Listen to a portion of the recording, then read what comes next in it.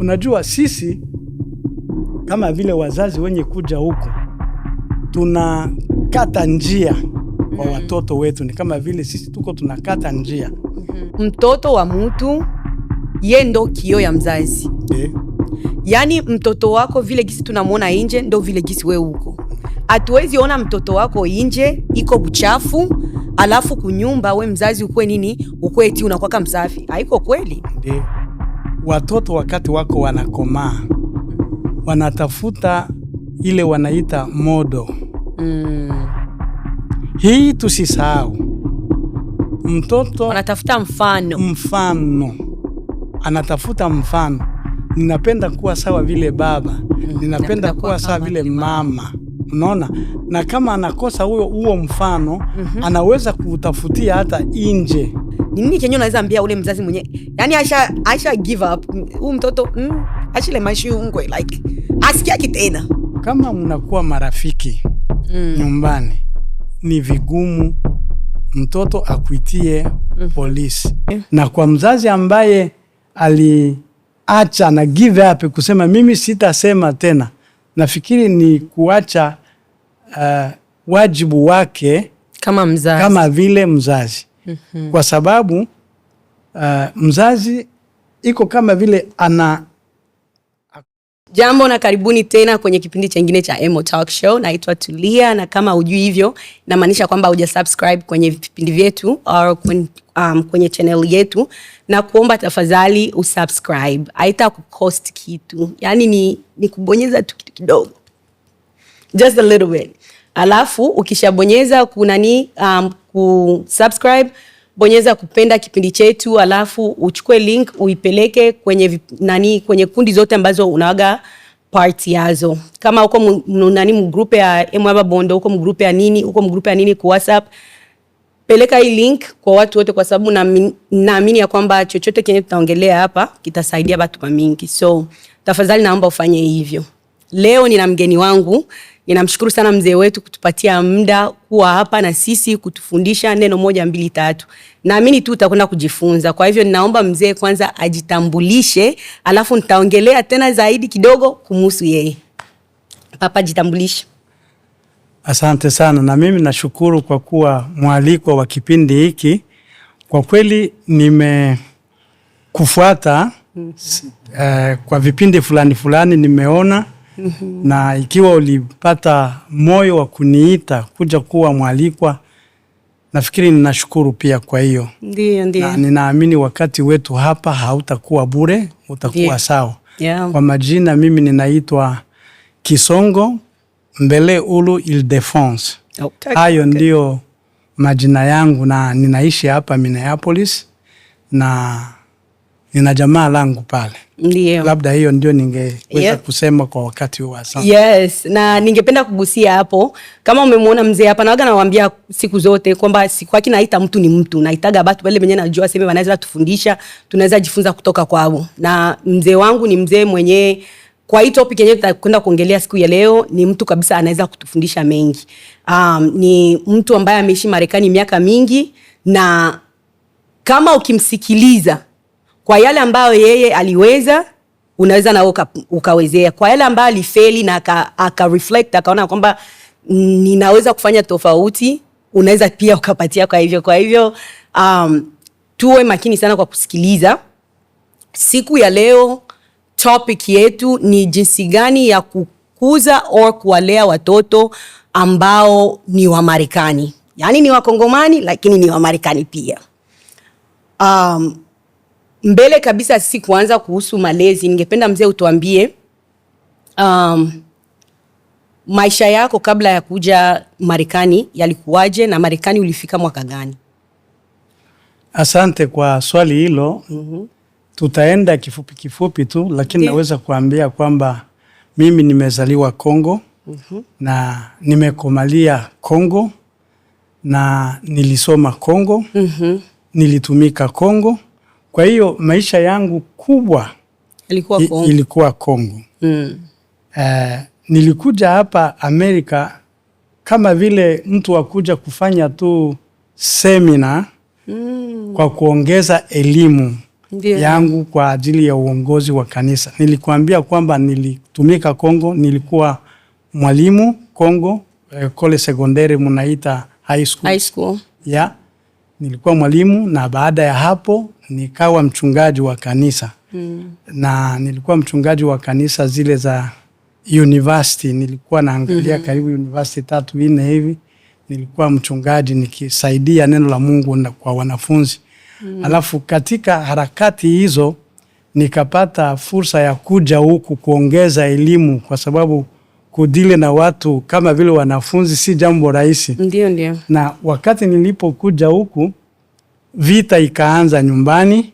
Ilikuwa vigumu mimi kurudi.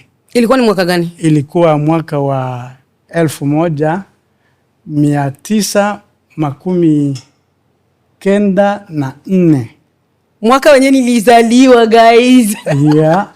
Alafu nikapata fursa hiyo, nikaja huku, lakini nilifika hapa Amerika kabisa ilikuwa mwezi wa 8 tarehe 11 mwaka wa 1998.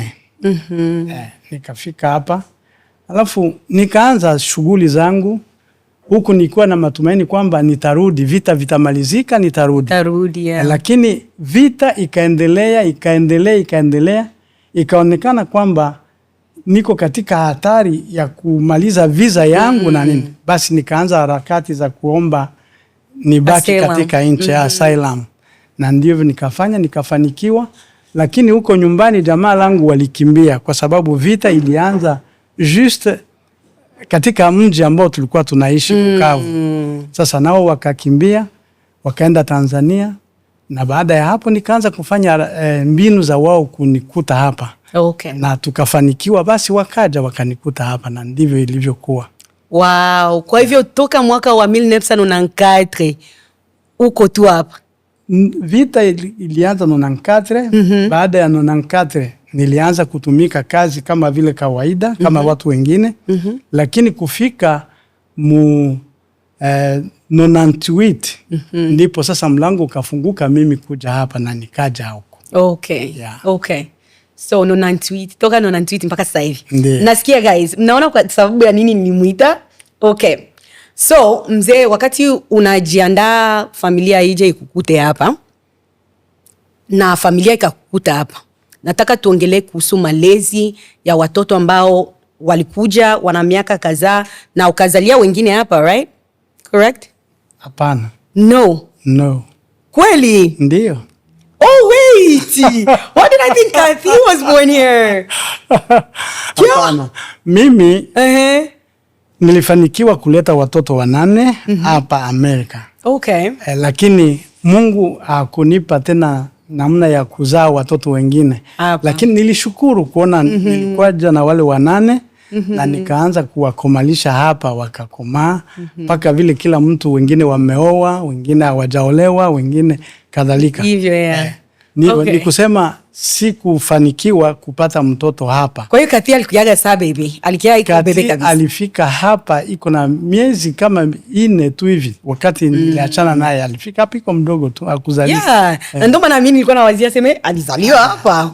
But so batoto bote balikia kunyumba, it doesn't matter, hiyo still balikomalia hapa, wa mingi babo balikia hapa mangali watoto. Ndio. Wasiwasi yako kama mzazi, gisi ulikuya ukaona maisha ya Marekani gisi iko, wasiwasi yako mkomalisha watoto yako ilikuwa nini? Ni swali mzuri. Na nafikiri sio mimi tu ninakuwa na wasiwasi hii. Ndio. Ilikuwa probleme ya education, ile mnaita kulea au kufunza watoto hapa. Kwa sababu gani? Kwa sababu mara nyingi tunakuta kwamba katika jamaa muna aina moja ya education. Lakini wakati watoto wanaenda ku public school, wanakuwa na nyingine. Na unaanza kupata wasiwasi. Kuna wakati ile ambao wanafunzwa kule kwa public school haviendani na wenyewe kuna wafundisha na nyumbani haviendani kabisa. Na hii inaleta shida kwa watu, na unaanza kujiuliza nitafanya nini katika haya yote. Lakini kama vile unajua ni kutoku give up, kuendelea tu kusema na Mungu mwenyewe anafanya kazi yake basi. Hiyo ninaweza kusema. Donc kwa kuwa mfupi ninaweza kusema kwamba system ya education hapa inaleta wasiwasi kwa sisi watu wa kutoka nje, kwa sababu tuna njia zetu ambazo tunazoea na hapa tunakuta njia zingine. Ndio. Yeah. I appreciate that answer. Na appreciate sana kwa sababu hiyo kama ulivyosema sio wasiwasi yako tu, ni wasiwasi ya watu wengi. Watu wote wenyewe wanaleta watoto huku ni ile mawazo. Mimi nafundisha, so sometimes nakutana na bazazi wenyewe nasema benu walimu iba tokone na bana. Mwe walimu ndo mnatuharibishia watoto. Je, nini? Bienye mko mnafundisha watoto na bienye sie tunakutaniwaga tunafundisha watoto biko tofauti. Mfumo wa education ya huku na wa kwetu abiko vitu wenyewe vinafanya nini? Binaendana. Kwako kama mzee wa familia, ulikuwa na maadili gani yenye ulijua seme hii ni lazima watoto wangu wawe nayo? Yaani waishi katika njia ifuatayo. Ilikuwa ni njia gani? Kama vile unajua kila mzazi anapenda kwamba watoto wake wamfanane na wamfuate, ikiwa anajisikia kwamba iko katika njia nzuri. Nilikuambia nyumbani mimi nilikuwa mchungaji. Ndiyo. Na nilipenda sana kwamba watoto wangu wajue Mungu na wabaki katika njia ya kimungu. Hiyo ilikuwa kusudi langu kubwa sana, na tulijaribu kufanya hivyo, na nashukuru Mungu kwa sababu aliwasaidia mpaka wote leo wanampenda Mungu na wanamshughulikia pia. Yep. Yeah. Okay. That's good. Nafikiria hiyo ni nani ya bazazi wa mingi bale wenyewe walitoka munjia ya Kikristo, wanapenda watoto wao wakwe wa Kristo.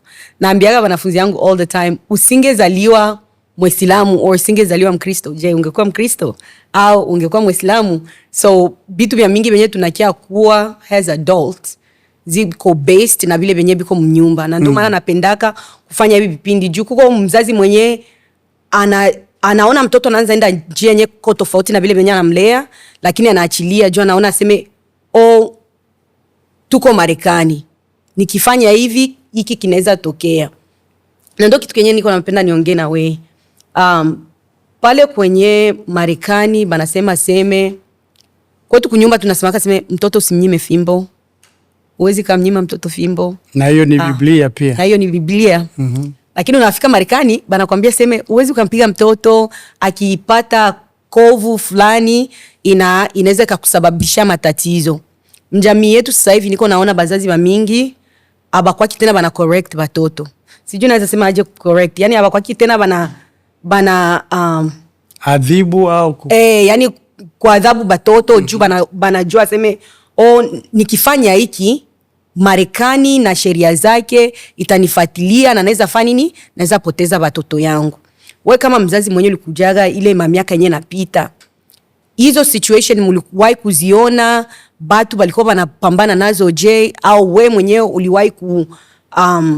uliwahi kufanya je njia ya kudiscipline batoto yako? Nafikiri ni swali nzuri pia na ngumu kidogo. Ndiye. Lakini naweza kuambia wazi kwamba wakati nilikuja ilikuwa tahabu kwa sababu watu weusi kutoka kwetu walikuwa wachache sana, tena sana. Ninaweza kukuambia hivyo. Na wale wazungu waliokuwa wakitusaidia walikuwa wanaona kuna mtu mweusi pale, wanakubeba pale kufikiri labda anaweza kuwa wa kwenu. Ndiyo. Unafika pale unakuta kwamba ni Mliberia, ni Nigeria. Sasa hata lugha msikilizane. Hausemi Kiingereza, wao wanasema Kiingereza. Ndiyo. Tabia ziko tofauti. Unasema huu sio wa kwetu, unasema sorry, hatukujua, tulifikiri labda ni wa kwenu, unaweza kusaidiana. Nikisema ndio anatoka Afrika na tungesaidiana, lakini shida ni kwamba hatusikilizane lugha. Tena unarudi. Na leo hii ninaweza kushukuru kwa sababu watu wa kutoka kwetu wanakuwa wengi. Kabla hajafika hapa alishaanza kupiga masimu, tutafika siku fulani, na inakuwa rahisi. Lakini ninaweza kuambia kwamba kama ninarudi kwa swali lako, sheria iko tangu zamani. Ile iko hali yao ya wa Amerika kuishi. Na hauwezi kuibadilisha, ni vile tu. Lakini kitu ambacho kinaweza kusaidia mtu, au niseme kwamba kitu ambacho kilinisaidia mimi ni kuanza kujua unatoka wapi na uko wapi. Kuna vitu ambavyo unaweza kuachilia, sawa, na vingine unashikilia. Kwa sababu hauwezi kuishi Amerika sawa vile unaishi Kongo. Iko impossible. Na wakati unakuta hapa kuko sheria ngumu, ni lazima utafute your way around. Unaona? Na njia moja ya kufanya hivyo iliyonifanya mimi ilikuwa kwamba nianze kuchukua watoto kama vile marafiki. Okay. Kwa sababu kama unamchukua kama rafiki, mtaongea, atasikia, na kutakuwa ile desturi ya kutombokeana, kupigana, kufanya nini. Hiyo haitakuwa. Donc inabidi create au utengeneze mazingira nzuri ya kufanya kwamba mnaweza kuongea. Unaweza kuwatia chini na mnaongea kama vile marafiki na mnasikilizana. Na hii itakuponyesha katika zile hatari ambazo zinaweza kutokea wakati unapenda exercise authority yako kama vile baba wa nyumba. Na hii si kwa watoto tu, hata kwa mke pia, yote inaenda pamoja. Yes, sema baba, sema. No, kwa mke namna gani kazi? Ni hivyo tu, ni kutafuta njia around. Yani unataka kusema kwamba sie venye tuko tunakia Afrika, hapa sio kwetu, tunakia kutana hapa benzetu biko na mila zabo, biko na desturi zabo, na biko na sheria yabo. Sheria, mila za batu ndo zinafanyaka sheria zikuwe, sivyo? Kwa hiyo juu ya zile mila zabo zinafanya zile sheria zabo zikuwe. Sie venye tuko tunakia kunyumba, il faut tubadilike. Bienye tunaweza shikilia tufanye nini? Tushikilie. Na bienye vya kuacha tuache. Sasa vile kupiga mtoto. Right? Juu kwetu kabisa, mzazi hawezi sema maneno 2-3 haya kugusa atakupa. Tukiungwa sana mwana wabe, au sikiaki tena. Kwa hivyo ifo kubadilisha hiyo ili tusijiingize kwenye hatari zaidi. Ndiyo. Ni kusema hivi, akili ni kujua kuji-adapt kwa mazingira ambayo unakuwa ndani yake. Donc, ninapenda kusema kwamba sisi ambao tuko tunakuja, kule kuna mazingira yetu, tumekomaa katika hayo. Lakini wakati tunafika hapa, tunakuta kuna mazingira mengine tofauti na ya kwetu. Kwa hiyo ni lazima tutumie akili kujua nitaishi hapa namna gani ili niwe na usalama. Lakini ukipenda kuleta vyote vya huko kuvileta hapa, kesho utaingia katika magumu. Na utaingia mprizo. Mimi nitakwambia kitu moja. Tulianza kanisa. Ni kusema nilikuwa mshirika wa kanisa fulani, lakini kutoka kwa ile kanisa tukafanya kanisa ingine. Na nilikuwa kama vile hakimu wa mchungaji mkuu. Nilikuwa associate pastor. Na kwetu kama mtu iko mchungaji, uko watu wa watu wote. Kila mtu anaweza kuja kwako, akihitaji umbebe kwa gari unaweza kumbeba, hauna tatizo na haufikirie kitu chochote. Lakini hapa mchungaji wangu mkubwa aliniambia hivi, bwana, tuko hapa, ninajua mna desturi zenu, lakini hapa kuna desturi zingine. Usikubali, hata ni mshirika wa kanisa yako, usikubali kubeba kila mtu, ikiwa mko mwe wawili tu. Unaona, inaweza kukuletea hatari, kwa sababu haujui ule atasema nini au anafikiri malengo gani. mimi nikashtuka. Mimi kama vile mchungaji, kwa nini sibebe mshirika wangu? Anaweza kunifikiria nini? Ni shida. Lakini kwa sababu nilizoea njia fulani huko, ilibidi kwamba nibadilishe, nianze kuiga mambo ya hapa. Ninajua hii kama ninaenda kinyume ya hivi, huyu ndugu ananiambia kesho kutwa ninaweza kupata shida. Kwa hiyo nika adjust, nikakuwa oblige kuja adjust. Kama utakuja nikubebe, nitakubeba, ni kweli, lakini kukue mtu mwingine ndani. Au nikuaminie kabisa kwamba hauwezi kunisingizia mambo ya uongo. Ni hivyo tu, nikusema kwamba akili ni ile namna ya kujua kuadjust mahali unapoishi. Usiseme mimi nafanya hapana. Utapata magumu. Kwa hiyo ni lazima watu wajue tuko wapi na tulitoka wapi. Yeah. Na tunaenda wapi. Nchi hii ni nchi ngumu, ina sheria. Na sheria zake wanazitii kabisa. Kama inakukamata, haijali uko nani, itakukamata tu. Kwa hiyo ni lazima watu wawe na busara sana. Ukiangalia nyuma ya hiyo miaka, batoto bangali wadogo or bangali mu middle school, high school, mpaka banaanza ma college, ni bitu gani wenye bilisaidia batoto yako kushika nizamu? Juu discipline, banasemaka discipline and penalty ni vitu viwili tofauti. Yani mtu mwenye anapunish mtoto na mtu mwenye ana discipline mtoto wanafanya vitu viwili tofauti. Mie naamini kwamba mtoto mwenye iko disciplined, mtoto mwenye iko anapewa nidhamu, ni mtoto ana carry that nizamu, anabeba hiyo nizamu, anaishi nayo miaka yote ya maisha yake. Lakini punishment kwa mtoto mwenye iko na kwa punish, yani sijui nini unanipiga, hiyo kitu hainisaidie chochote. Ni bitu gani vyenye wewe vilikusaidia kujenga ile nizamu mbatoto yako bakuwe na discipline? Yani ni routines gani zenye mlikuwa mnaweka mnyumba ili batoto bakuwe na ile kitu kinye banaiza carry for themselves?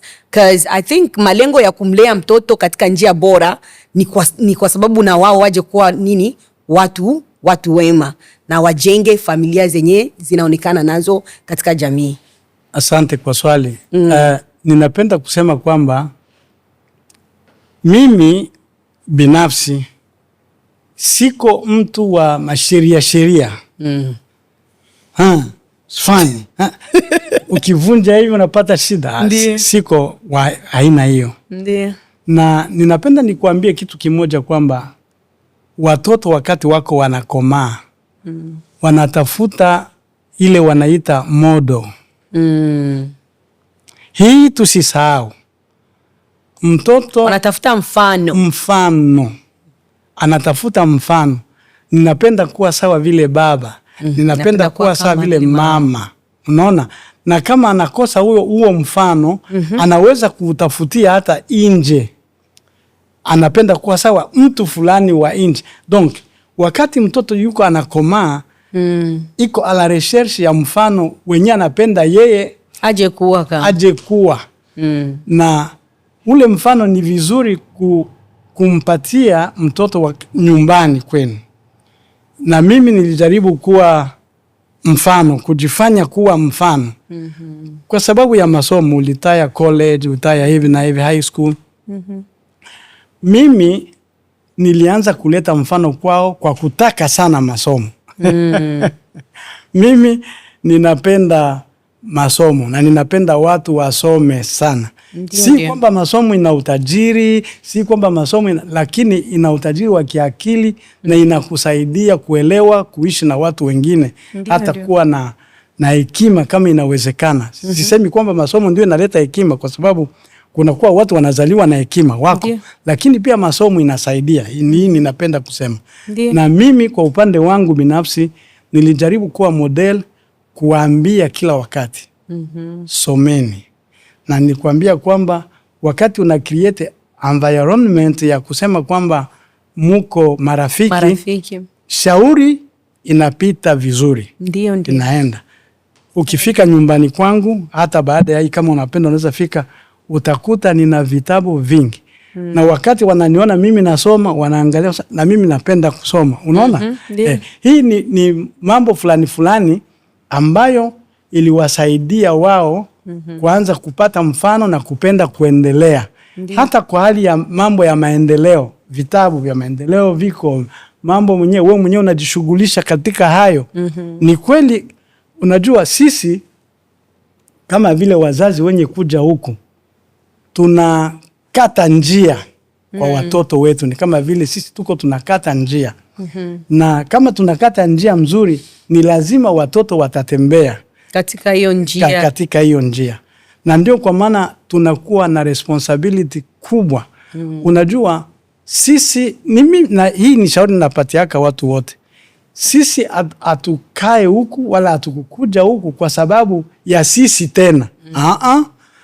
Tunakaa huku kwa sababu ya wale wanaokuja watoto sasa. Na kwa sababu yao ni lazima tuwatayarishie njia, kukata njia iliyo mzuri ili waweze kutembelea ndani yake. Mazingira bora. I agree with that. Na hii nakuwa nasema all the time na watu wanasema kasema ubetona bota utowela hii. Okay. Niko mwalimu, sio ndo tunaonaka vyenye viko manyumba. Ndiyo. Juu nasema all the time mzee, mtoto wa mtu ye ndo kioo ya mzazi. Ndiyo. Yani mtoto wako vile gisi tunamuona nje ndo vile gisi we uko. Hatuwezi ona mtoto wako nje iko buchafu, alafu kunyumba we mzazi ukwe nini, ukwe eti unakuwa msafi. Haiko kweli. Ndiyo. Tuko na maprobleme ya mingi bazazi. Sasa vile gisi nilisema mbele, bazazi utakutana anasema anamwambia mtoto anakuambia aseme huyo mtoto siwezi mshauria jua nini, atafanya nini, atapigia polisi, atamuita polisi, atafanya hiki. Kweli? Kwa hiyo wewe kama vile mzazi hautamshauria mtoto wako, hautaongea na mtoto wako, yani ushajikatia, yani amekata mawasiliano na mtoto kwa sababu ya uoga wa kusema eti mtoto anaweza nitia polisi o hiki kinaweza kutokea. Na sijui kama hiki watu walikitoa wapi, sijui. I feel like sie wenyewe tulikutaniwa huku, tuko na maprobleme, we play part mkudanganya wenzetu. Ndio nanipa polisi wanaweza intervenir. Yeah, hear that? Bananipa polisi wanaweza wakaingilia kati kama uko nalea mtoto mbaya.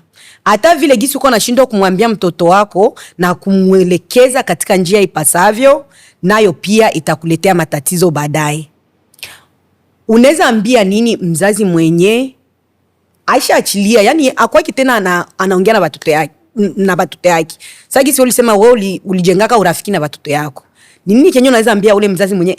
Yani Aisha give up. Huyu mtoto ashile maisha ungwe like asikiaki tena. Hiyo ni kweli. Hapa Amerika kuna watoto wanaitia wazazi wa polisi. Na mpaka unajiuliza huyu mtoto alianzaje? Hii akili ilitoka wapi? Anaitia baba polisi, anaitia mama polisi. Na baba anabebwa, anafungwa mikono nyuma. Tunayaona na ni mambo ya kusikitisha. Lakini kama unaangalia nyuma tena, utakuta kwamba yote inatokana na vile mnalehana nyumbani. Ndani ya nyumba. Mimi tena narudi kwa experience yangu, kama mnakuwa marafiki nyumbani, ni vigumu mtoto akuitie polisi. Anaweza kukasirika na wewe unaweza kukasirika. Ni kweli hiyo, lakini kuitiana polisi inakuwa hatari, inakuwa si mambo mazuri. Na yote inatokana na vile mutakuwa mnaambiana. Lazima mupate siku wakati nyumbani, okazi unaweza kuzipata all the time za kuongea na watoto. Unawaambia huku kwenye tulikuja kuko hivi, kuko hivi, kuko hivi, kuko hivi, kuko hivi. Ukienda hivi itakuwa hivi, itakuwa hivi, kwa sababu tunayajua hii. Hakuna mtu anaweza kusema mimi sijui. Kama unakunywa pombe na unaanza kutembeza gari, unajua yale yanaweza kukutokea, sivyo? Ndio. Alafu yale yote kama unaanza kuambia watoto mbele ya wakati, kuko hivi, kuko hivi, kuko hivi, kuko hivi. Watasikia, wanakuwa watu. Na kuna wakati wanaweza kutokujali hiyo, ni kweli inatokea. Wengine wanakuwa sawa vile makaidi, wanafanya vile wanapenda. Hiyo inatokea. Lakini kama mnajengana vizuri nyumbani, haiwezi kutokea. Ninaamini haiwezi kutokea. Ndiyo. Na kwa mzazi ambaye aliacha na give up kusema mimi sitasema tena, nafikiri ni kuacha wajibu wake kama vile mzazi. Kwa sababu mzazi iko kama vile ana accompany stewardship. Ndio. Mtu wa kuongoza. Unaongoza, unambeba mtoto. Unaenda naye pole pole pole pole. Kila step of the way. Mahali anapokosea unamwambia hii ni kosa. Ukiendelea kufanya hivi itakuletea shida. Itakuletea shida. Mtu ni mtu, anasikiaka. Unaona, inadependre na namna gani unaambia mtoto pia. Kama unaambia kwa hali ya kutomboka, unajua mwanadamu ameumbwa na hali ya kiburi ndani. Ndiyo. Reaction yake ya kwanza itakuwa kukataa. Kwa sababu namna umekuja, umeingia vibaya. Ni lazima tujue namna gani ya kuingilia mambo. Mzee, yendo baba, yendo mama. Sio, unajua. Yendo baba. Anasema. Hapana. Ujue namna gani utaingilia mambo. Kama unaingia vibaya, unaleta shida. Na hii ninaweza kuextend hata kwa bibi na bwana. Ndiyo. Unajua, mimi ninaweza kukosea kama bwana, wewe unaweza kunikosea kama bibi, lakini nitakuingilia namna gani? Kwa kukosoa yale ambayo umefanya. Kwa sababu kama unakuja na makali, unafunga moyo wa mtu moja kwa moja. Ndiyo. Kwa sababu moyo wa mwanadamu ni kama vile mlango, unaona? Ukikuja vibaya inafunga, na kama inafunga basi. Nitakuambia kitu moja ambacho niliona huko nyumbani. Kule kwetu kuna kalijani kamoja hivi kanaitwa anyala. Kale kalijani iko sawa vile liua, inikalaka wazi hivi. Lakini ukaitingiza inaenda inajifunga. Itangoja mpaka tena pawepo na amani ndio inafungua. Na ndio vile moyo wa mtu huko. Kama unakuja na kazi na fujo, inajifunga. Yote yenye utasema sasa haingii. Okay, I like that. Haingii. Lazima upate uje na amani, ndio yenye utaongea itaingia na mtaanza kuongea. Okay. Hii haijatosha authority ya mzazi. Hapana. Mzazi ni mzazi tu.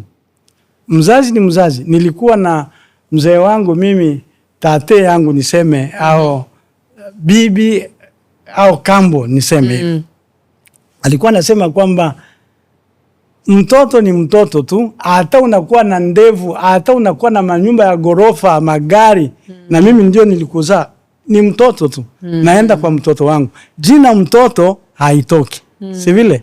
Hata unaweza kuwa na mambo mengi nini kunizidi, uko mtoto tu. Ni mimi nilikuzaa. Mungu alinitumia mimi kukuleta ulimwenguni. Basi uko mtoto yangu tu.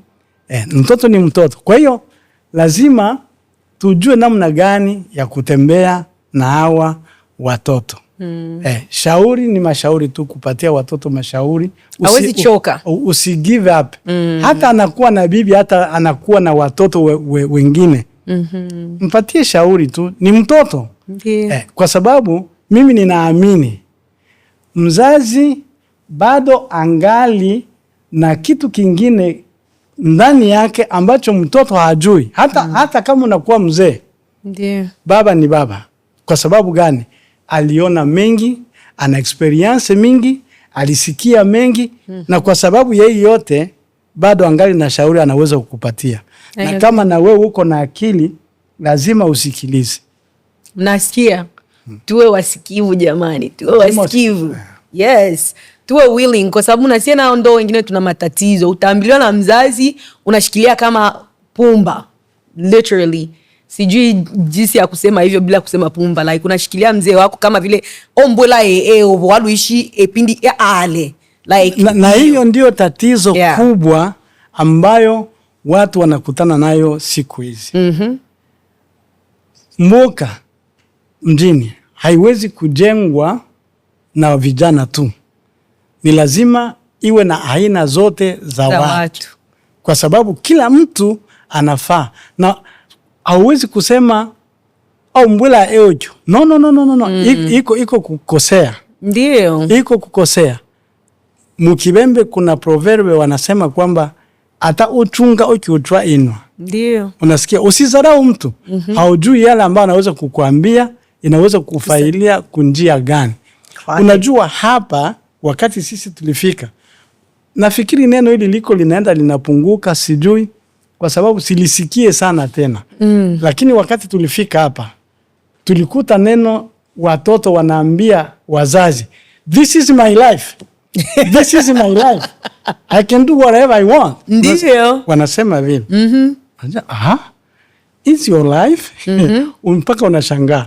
Na kuna watoto wengine wajinga au wapumbavu wanapenda kuingia katika hali hii. Hakuna maisha ya mtu yake yeye peke. Haiko. I was just having this conversation yesterday. Ninashukuru kwa sababu imemite nini ya. Yes. Maisha iko connected ya watu. Ndio. Wewe kuwa na ile maisha ulio nayo ni kwa sababu kulikuwa maisha ingine yenye ilikusaidia wewe kuwa vipi. Sasa kuna piga mabomu clockage. Kwa sababu yeye ni lazima uwe msikilivu. Ndio. Hatusemi kwamba kila kitu ambacho watakwambia utakikubali. Lakini fikiria kwanza. Ndio. Fikiria kwanza. Na unajua mimi nimeona hivi katika maisha. Kila mzazi anapenda mtoto wake awe mzuri. Ndio. Afanikiwe, abarikiwe. Hii ni nia ya kila mzazi. Mzazi anaweza kuwa na tabia ya ovyo. Kwa mfano, anakunywa pombe, analewa, analala barabarani. Lakini hawezi kutaka mtoto wake kama vile. Ni kusema siku zote wazazi wanatakia watoto mema. Na kwa sababu ya hiyo nia ndani yao, wewe mtoto kama unaambiwa, sikiliza kwanza. Sisemi kwamba mzazi siku zote ana sheria, sijasema hivyo. Lakini sikiliza kwanza na ufikiri, je, hii ni nzuri au hii ni mbaya? Lakini siku hizi watoto hawasikie tena wazazi, wanakuwa wanasikia YouTube. Anaenda ku YouTube, anafikiri YouTube ndio university yake ambayo itamsaidia kila kitu. Lakini ile pia yenyewe ulisema kama mzazi ya kutengeneza ile mazingira ya kwamba mtoto anaweza akaja kwake na kumuuliza kila swali, then mtoto atatafuta sehemu zingine za kufanya nini, za kupata majibu. Ndio. Kuna nataka tuongelee kuhusu heshima, lakini before tuongee kuhusu heshima nitaingizia na wewe point yenyewe ulikuwa naongelea. Ule nyumbani kwetu heshima ni kitu muhimu sana. Hata na mimi kama mtoto ambaye amelelewa na wazazi ambao wametoka nyumbani, heshima ni kitu ambacho kwangu it's like up here. Hata mklasi zangu nabambia kama wanafunzi yangu, mfanye vingine vyote, msinikosea adabu. That's how I was raised. Kule kunyumba or kwako wewe, kuna tofauti gani ya mtoto kumheshimu mzazi wake na mtoto kumuogopa mzazi wake? Kwa sababu I feel like sometimes hivyo vitu viwili, manyumba za mingi za Afrika specifically Babembe, juu mimi niko Mbembe, unakutanaga mtoto anaogopa mzazi kuliko gisi anavyo mheshimu. Unaweza ukatufafanuliaje? Heshima ni nini na kuogopa ni nini? Ndio. Nimekuelewa sana. Heshima nafikiri ni kutia kila mtu kwa nafasi yake. Ona baba kama baba. Mnaweza kuwa marafiki lakini ni baba. Unamtia kwa nafasi yake kama vile baba. Mama kama vile mama. Ndio. Hii ndio tunaita heshima. Unamheshimu mtu. Kila mtu na nafasi yake. Kila mtu unamtia kwa nafasi yake. Mtoto wangu ni mtoto wangu, namtia kwa nafasi yake. Ninamjua ni mtoto wangu, namheshimu kama vile mtoto wangu. Lakini kuogopa, na watu wengi kweli wanaogopa, watoto wanaogopa wazazi. Wanaogopa namna gani? Kuna wazazi wamoja, nimeona hii na nimeisikia pia. Mzazi kama anaingia nyumbani tu, hata kama watoto walikuwa wanacheza, wanaanza kukimbia. Kila mmoja anaenda kwa chumba chake. Kwa sababu simba inaingia nyumbani. Simba inaingia nyumbani. Alafu hii ndio tunasema uoga. Babu iko pale, ni kutomboka, ni kufokea. Wezi kala hivi kisi tunaikala. Ni kufanya hivi, hawawezi kuikala, hawawezi kuwa na mazungumzo. Kama vile baba anaongea na watoto, hakuna mazungumzo yoyote. Hawawezi kucheka pamoja. Ndiyo. Lakini huyu baba kama yuko nje, anaweza kucheka, anaweza kufanya, lakini akifika kwake hakuna. Simba. Ni simba tu. Aso, hii ndio tunasema unapoingia tu, wanasema atu alunge atu. Anakuja. Unaona, hii inakuwa woga. Ndio. Hii ndio mimi ninaita woga. Lakini watu wasingeliishi katika hali ya woga, kwa sababu woga haijengi. Watu wanapaswa kuishi katika hali ya amani, hali ya kuheshimiana, kujua nani ni nani katika nyumba. Nani ni nani katika nyumba. Hii unaheshimu hii. Unaheshimu hii. Baba, ninaweza kusema kitu nyumbani na labda wewe haukubaliane na ile. Inafika hii na tunaijua. Lakini namuna utaniambia mimi, itanifanya kwamba nirudie nyuma kwa yale ambao nilikuambia, au tutafute njia namna gani tunaweza kwenda pamoja. Ndio. Hii ndio vile inastahili kuwa. Lakini decision ya kusema mimi ni mimi, ili inaleta woga, ina frustrate watoto wengine. Na ndo maana nisema mzee unaniingiza na nafasi nzuri, juu kuko wale watoto wenye abawezi uliza maswali kubazazi yabo, juu akiuliza oshi mtako mwenye lombakalo nini unaanza ni question mie sa mzazi wako, or like mzazi anafanya ma decision. Na ndo maana naambiaka watu waseme mie nilitoka mnyumba yenye iko tofauti sana na majorite ya nyumba za babembe. Kazi kwetu kunyumba since I was a little girl. Niko mbembe. Niko mbembe, ole mbembe motenda ole mbembe. Mie kabisa kwetu kunyumba ni baba yangu ni mama yangu. Toka niko mtoto, niko na swali tapoze right away. Kama papa anasema kitu kenye mie mawazo yangu aviendani, namwambia lomba kalwa unasikia? Kuma nyumba yengine mtoto hawezi sema hivyo. Ingawa kwamba ile kuuliza maswali ndo inakuza critical thinking ya mtoto. Sijui critical thinking, yani kuwaza kwa kina. Kiswahili yangu. I'm so proud of myself. But kuwaza kwa kina. Na bila kuwaza kwa kina, uwezi ukafanya maamuzi kama mtu mzima. Wakati unakomala, unakuwa mtu mzima, utawezaje kuchukua maamuzi yako ya kibinafsi wakati you were never given the space au kupewa nafasi ya kuwaza nje ya box. Yani wewe ulikuwa papa akisema ndio. Ndio maana unakutana batoto ba mingi ba Kiafrika banakuwa ba pleasers. Sijui nasema ba pleasers aje, but ba pleasers yani ni watu wenye ni mzungu ndio. Yani ni kufurahishe wewe. Kenyo unasema nakubali.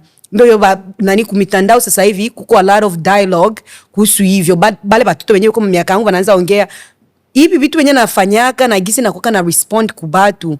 Je, hiko related na gisi ba mama na papa banikomalisha mnyumba. Na kuwaka naenda mbikao na ikala hata kama niko na wazo ya kusema, sitasema juu na waza basha decide. Nifanye tu hivi. Unaona? Mimi ninaweza kukujibu na maneno mawili kwa sababu tulisema kwamba kuna watoto wamoja hawawezi kuuliza wazazi wao swali kwa sababu anajua reaction ya baba itakuwa kutomboka au reaction ya mama itakuwa kutomboka. Yeah. Ila mimi naweza kujibu na mambo mawili. Kwanza ni connaissance au ujuzi. Mara nyingi watu wanaotomboka juu ameuliza swali inaikalaka kutokujua, hana ujuzi, hana connaissance kuhusu swali ambalo ameulizwa. Na kwa kujiprotect autorite yake asionekane kama iko mjinga, anaanza kutomboka. Anatomboka kwa kufukuza away mtoto asimuulize, kwa sababu anajikuta kwamba iko mjinga na mtoto anaweza mdharau ajui, anatomboka. Ili iko fason moya. Na nilisema nitasema maneno mawili. Neno la pili ni ukweli, kusema ukweli. Mtu kama haujui kitu, sema kweli, mimi sijui hilo. Lakini kama una ujuzi, una ile connaissance ya lile swali, sema hayo, jibu lile swali katika ukweli. Na mtoto atarizika. Asiporizika anauliza tena. Unajua hata maneno ya Mungu hii. Kuna watu atakuja na swali, uniambie swali ni nini? Sasa kama mtu ajui, anaanza kusema usiulize vile. Mungu hapa kwake, hapana. Hii iko kukwepa hiyo. Hapana kukwepa. Jibu sawa vile unastahili kujibu. Kwa sababu mwanadamu, unajua mtoto wakati anakomaa, anafika wakati wa kuanza ku question kila kitu nyumbani. Na hasa tumeona hii hapa Amerika. Kwetu tuna question, lakini haiko very loud. Sawa hapa utaambia mtoto, anakuuliza why. Wewe unamjibu tena anasema why. Tena unamjibu anasema why. Donc why yake haitoki kinywani. Na it's normal. Ni kusema mtoto wakati anakomaa, anafika wakati anaanza ku-question kila kitu, anakuwa curious. Ni developmental stage. Ajue kila kitu. Na ni hapa kunakuwa wajibu wa wazazi kushuka na kuelekeza na kumwambia, kwa sababu ni hapa mtoto anaweza kupotea au anaweza kubaki kwenye kweli.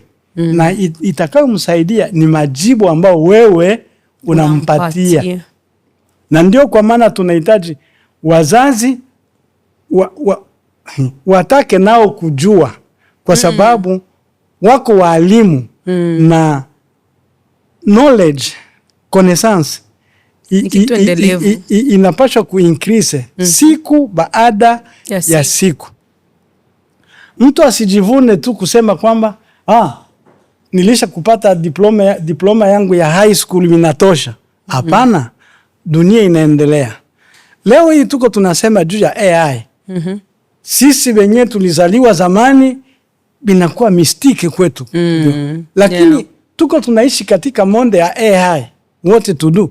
Tunahitaji kujifunza. Siwezi kujua yote, lakini at least kama mtu anasema AI, ninaweza kujua ni nini. Ndio kwa maana tusikue watu wenye kuwa static, tukue dynamic kwa kujifunza, kwa sababu maswali itatukuia.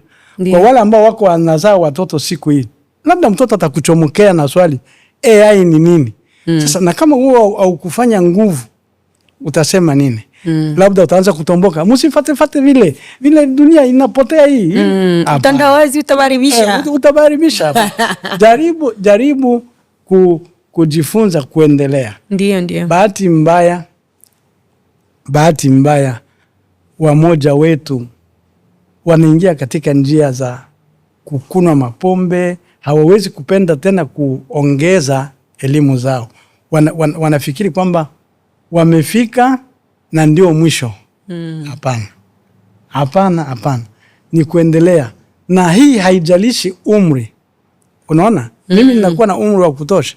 Lakini hata hivyo ninafanya bidii. kwa vile ninaweza. Uliza watoto wangu, uliza Katine, uliza Malanda, uliza Ibutra, uliza Mawazo, uliza nani, wale wote watoto, uliza hata Kilo. Mimi niko mtu wa kitabu siku zote. Na kama hata ukaenda mugari yangu hivi utakuta viko.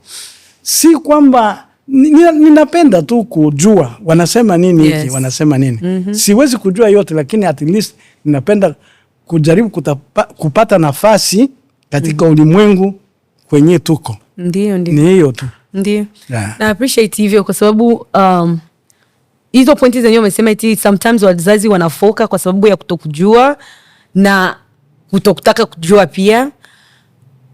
Shauri yangu kwa watu, mimi ni mwalimu at school, mwanafunzi akiniuliza kitu kenye mimi sijui, I'm very blunt.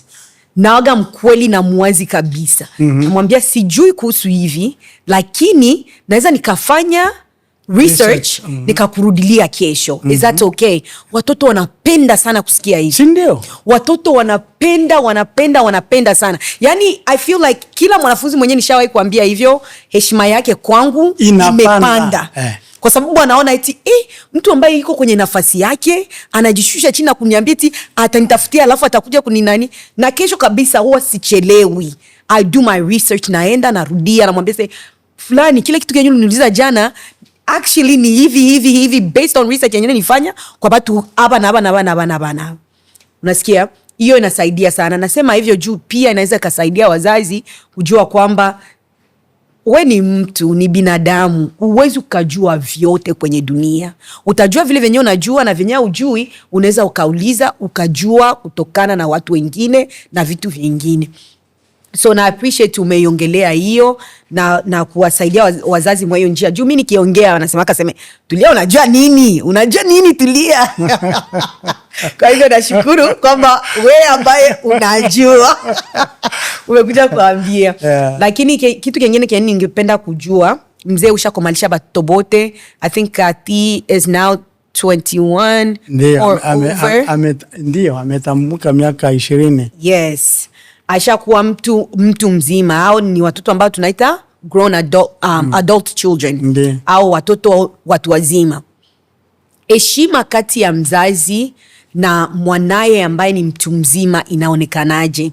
Nauliza hili swali kwa sababu huwaga naona mzazi asipokubaliana na maamuzi ya mtoto wake unakutana anajisikia vibaya sana, wakati kipindi kingine huyo mtoto ashakuwa mtu mzima, ni mtu wa kujiamulia vitu na kufanya vyake. Labda ameoa mtu fulani, or decide ananunua nyumba peke yake, or kwenye jamii zetu unakutana familia wanaishi yote pamoja, na mtoto akidecide eti mimi ni mtu mzima na amua nitaoa mke wangu na nitapeleka kwenye hiyo decision, inakuwa kama vile iko shut down na wazazi. Heshima kati ya wazazi na watoto ambao ni watu wazima inaonekanaje? Utupatie kwa mifano, kwa sababu najua kuna watoto wako ambao ni watu wazima washawahi kuishi na wewe, wakaendelea kuishi na wewe mpaka walivyokuja kuolewa, na wale ambao walitokaga mapema kwa ajili ya shule na vinginevyo. Nakwaje? Thank you. Thank you.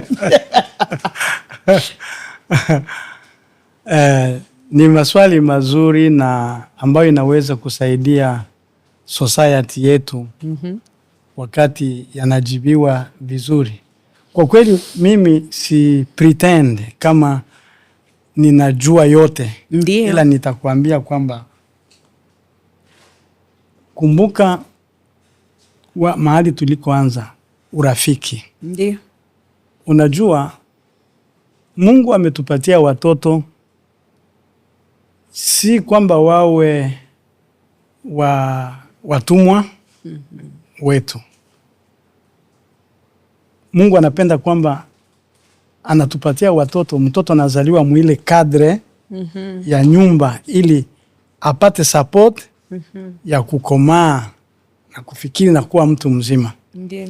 Na itafika wakati mtoto anahitaji ile tunaita independence, anaweza kufikiri yeye mwenyewe, anaweza kutaka kitu ambacho labda baba hataki na kadhalika. Lakini hata hivyo mimi nafikiri ile cooperation, watu kuongea ingali ya muhimu. Nikamate kesi yenye unasema ya mtu anaweza kuoa au kuolewa. Anatafuta kuoa au kuolewa. Mimi nina watoto ambao wameolewa na nina watoto ambao wameoa. Na wengine au niseme karibu wote. Mimi sijapata mtoto wa kwangu ameoa Mbembe au ameolewa na Mbembe. Sijawahi kupata hivyo. Bon. Lakini ni hali ya kukomprendre. Ili inakuwa na maexplication mengi.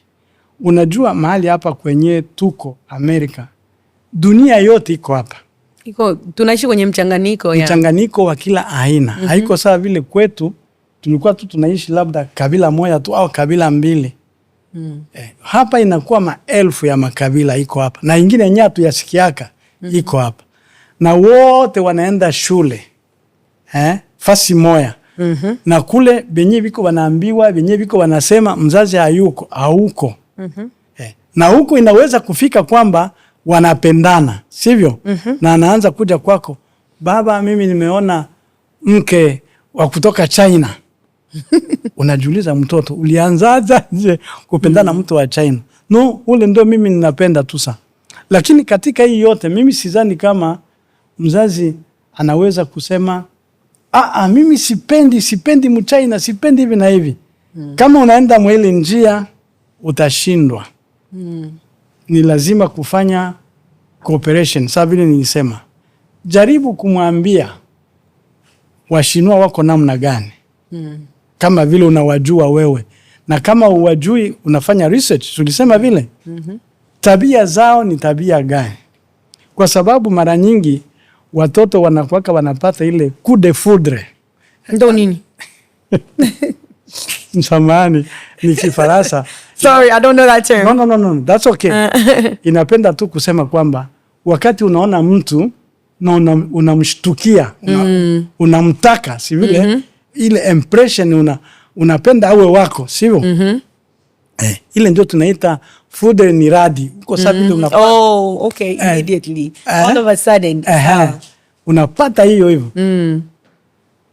Lakini kama mtu amesha kutulia na unaisha kuambiwa, kuna wakati ile impression zile coup de foudre inapita kwa sababu unajirudi wewe mwenyewe ndani yako. Okay. Sasa mzazi utafanya nini? Utaambia unapenda huyo. Kwa nini unapenda huyo? Si atakwambia sababu zake. Lakini bahati mbaya watoto wa moja hapa Amerika ukimuuliza sababu gani, I don't know.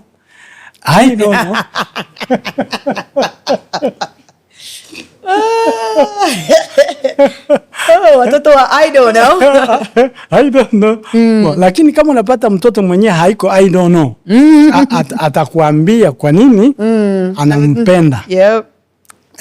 Akisha kumpenda, akisha kukuambia sababu zake, na wewe unamwambia kwa sababu gani ile isinge ilikuwa choice yake. Si vile? Unamwambia ninajua hivi. Na matokeo ni hivi.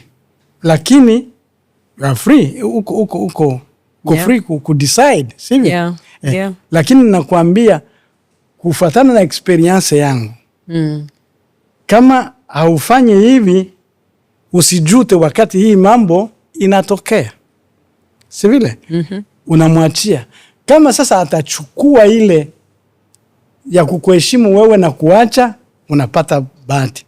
Lakini akipenda kupersist mu decision yake, unamwacha aendelee tu, lakini consequences zenye zitamtokea zitakuwa zake. Leo hii sitataja majina, ninajua mtu mmoja huko kwetu Kongo. Alianza kufata binti mwingine, sio wa kabila lake. Yeye ni Mbembe, alianza kufata binti wa kabila lingine. Baba yake alikuwa mchungaji, amesha fariki. Roho yake na ipumzike na amani.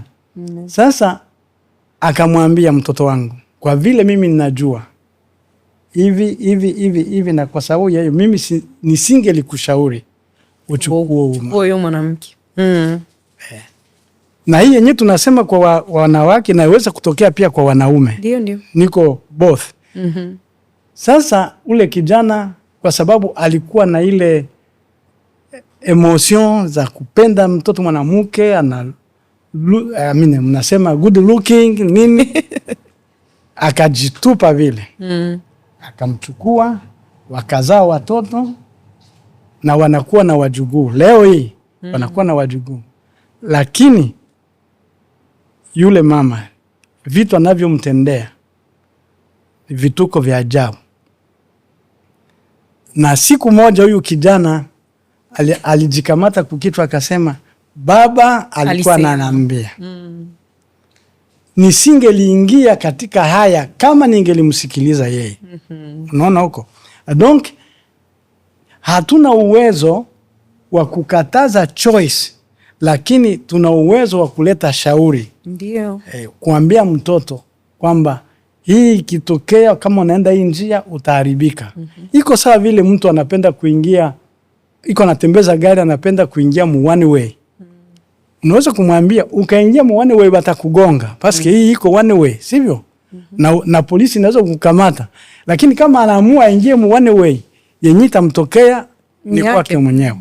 Kwa hiyo ni lazima tena ninasema kila kitu kuongea, kuzungumza na kuonyesha ile ambayo wewe unajua, na mtu anikaka mtu anakuwa anafikiri.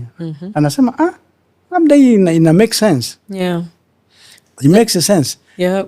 Ni hivyo. Na ndio maana mimi nasisitiza pale kwenye mzee aliseme mzazi ni wajibu wako kumwambia mwanawe. Uwezi ukaacha kumwambia mtoto wako kwa sababu mtoto anasema this is my life. Kama jinsi mzee alisema, hakuna maisha ya mtu ambayo haiendani na maisha ya mtu mwingine. Yaani kila maisha ya mtu inaambatana na maisha ya mtu mwingine. Mimi ni mdogo wako, ni mkubwa wako, ukipata shida ni yetu sote. Kwa hivyo utaleta headache kwangu, utaleta headache kwa mamako, utamuua mamako na pressure. Wewe mtoto usikilize bro, sikiliza. Sikiliza bro. Kwa hiyo mzee, mbele ya sisi kufunga na kipindi, ningependa uongee na wazazi ambao yani generation yangu. Ongee na Kati, ongee na Bora, watu kama sisi ambao tunakuja, sisi ndio tutazalia watoto hapa, tumekumalia hapa, tutazalia watoto hapa. Kipindi ambacho tunachokiishi ndani ni kipindi ambacho hakijawahi kutokea. Tunaishi dunia ya technology. Sasa hivi tunaita AI world. Utamaduni kama tulivyoujua hauko vile tena. Wazazi wanachukua muda mwingi kuwa kwenye simu na watoto wanaangalia. Ulisema hapa eti mtoto anakuwa anaangalia modele, anakuwa anatafuta mfano kwa wazazi wake. Unaweza ukashauria nini wazazi ambao watalea watoto kwenye kipindi hiki ambacho ni kigumu sana kulea watoto ndani? Watoto wanasikia vitu kwenye mitandao, wanaona vitu, yani vitu ambavyo haviendani na maadili yetu na vinginevyo. Mpe huyo mtu ushauri.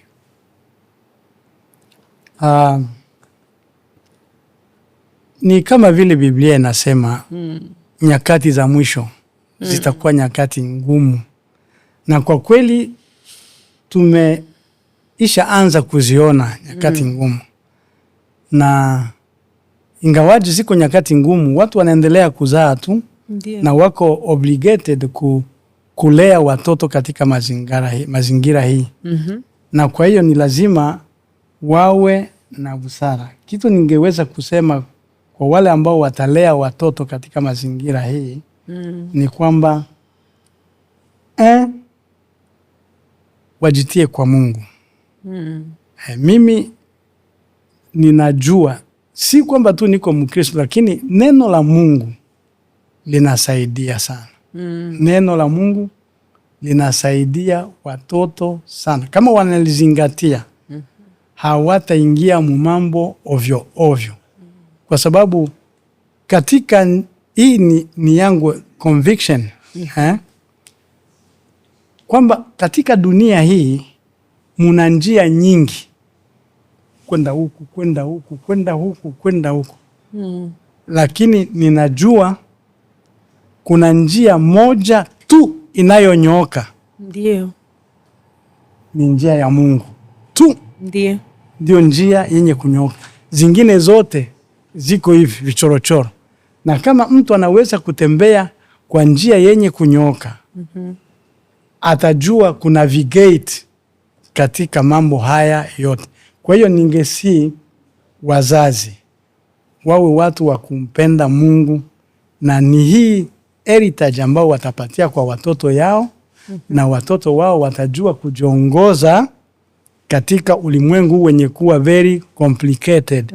Lakini kwa akili zetu zitashindwa, kwa sababu hatuwezi tena kukatch up.